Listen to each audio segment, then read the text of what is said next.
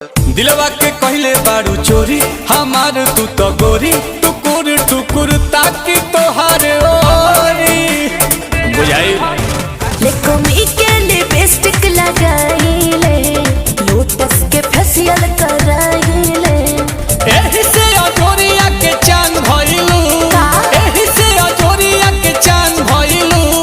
कातना लइकन के जान भइलू गोरी लागता कि अब के सियान भइलू अच्छा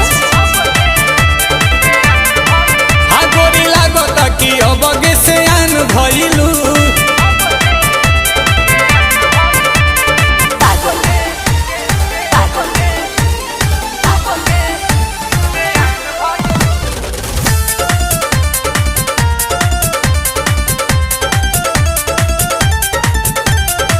पहले बारांड बाड़ू गुची करेलू बात ऊंची